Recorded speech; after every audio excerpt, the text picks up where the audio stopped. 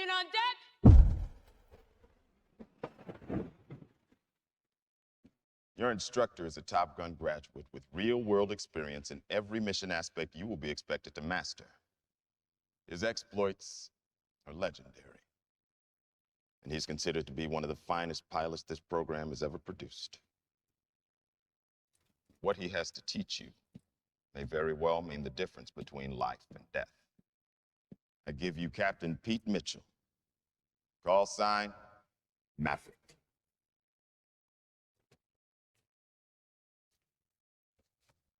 Good morning. I saw this headline about an Arsenal fan, an Arsenal fan on Twitter who was talking about the fact that apparently Odegaard was carrying the whole team in the game against Kazakhstan and all of that. And so there was a video attached to that statement. So I watched that video for a couple of minutes and I just saw Odegaard just basically running everywhere. Midfield, right flank, deep midfield, just basically everywhere. And I just had that premonition that if this is what is happening against Kazakhstan, when they play Austria, it's more than likely that this guy is going to get injured. I had that premonition. It was a full-fledged thought that was formed in my mind watching the highlights. And I said,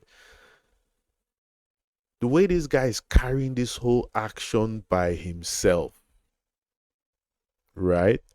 And it was so bad that there was this moment when he was on the right flank and he was just trying to create something.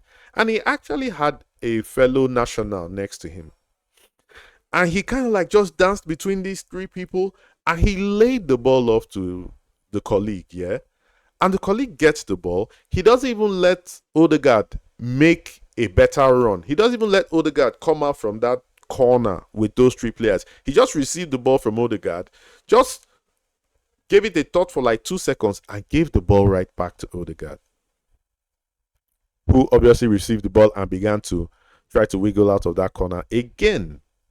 And I saw that and I laughed when I said, and I laughed and I was like, okay, so like you're going to do the work of the entire 10 people, 9, not counting the keeper. You're going to do the work of the remaining 9 people on this field. Is that what you think football is about?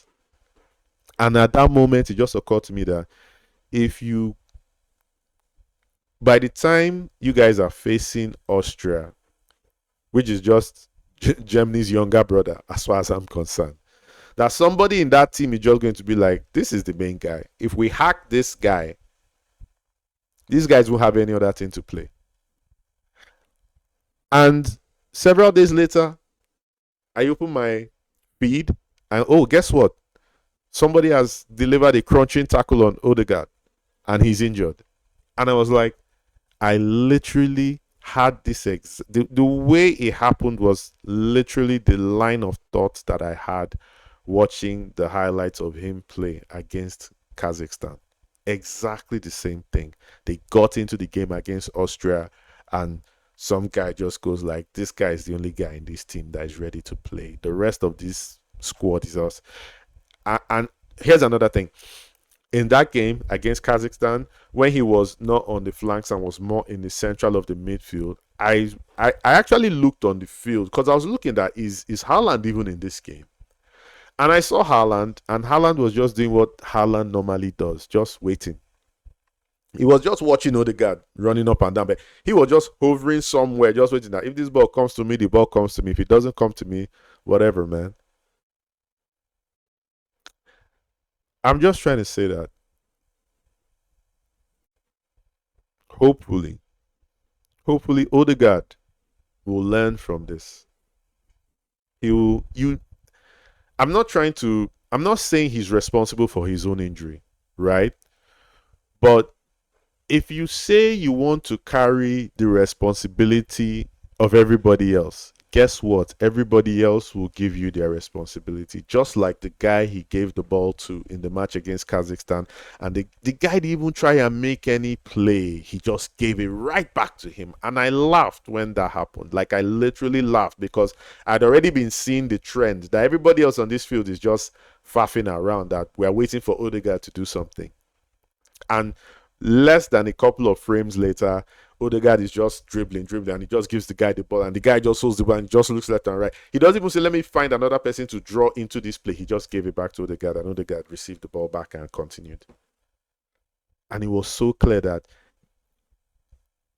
in any other game that the team you're playing has watched the highlights of your last team's game in preparation, they will identify you as the main man. And once they've identified you as the linchpin, you'll be surprised where the tackle will come from. It's football. I've seen this thing happen so many times that I honestly know that I'm not even trying to, put Odegaard down. I'm just trying to say that this is football.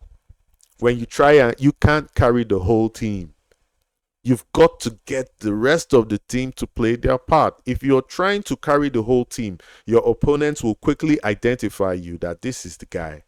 If we take this guy out, the rest of these guys got nothing to say. And that's exactly what happened. Right?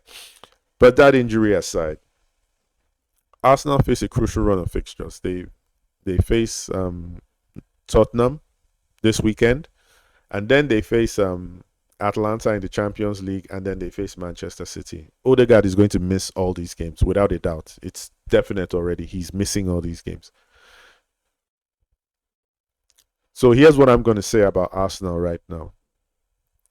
If you cannot defeat